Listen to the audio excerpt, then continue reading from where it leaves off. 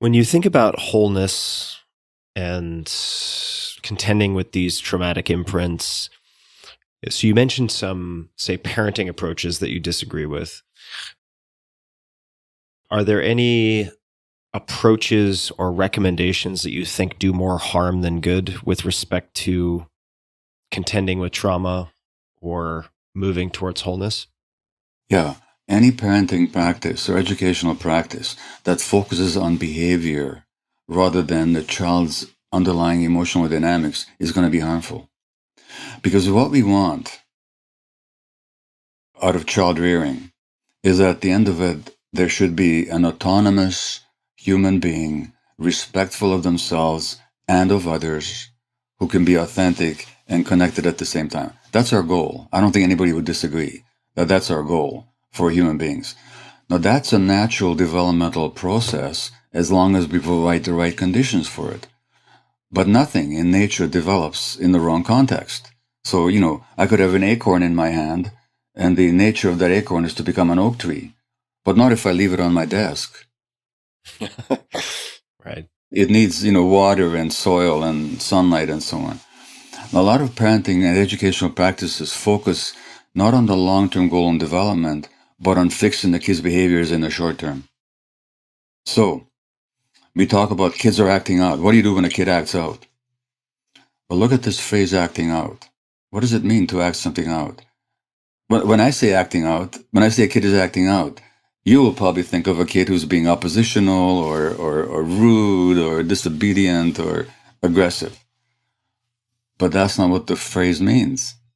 Acting out means to portray in behavior that which we haven't got the words to say in language. So in a game of charades, where you're not allowed to speak, what do you have to do? You have to act it out. Act it out. If you landed in a country where nobody spoke your language and you had to portray hunger, you'd have to act it out. Kids are acting out their emotional needs. The question is, are we going to respond to the child, or are we going to try and suppress the behavior?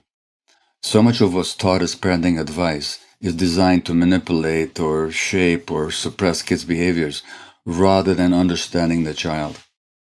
And by the way, this is also true of adults as well. As we look at human beings and we don't see what's really driving them, we just either approve or disapprove of how they're behaving, but we don't make much of an effort. The legal system specializes in not understanding why people behave the way they behave, just in suppressing it.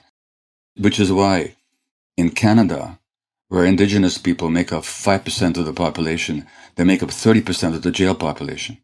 And Indigenous women make up 50% of the female jail population in this country. It's an absolute scandal. Same in the US. The more oppressed you are, the more marginalized you are, the more you've been traumatized by history, and you know which groups those are in the United States, the more you're going to end up in jail.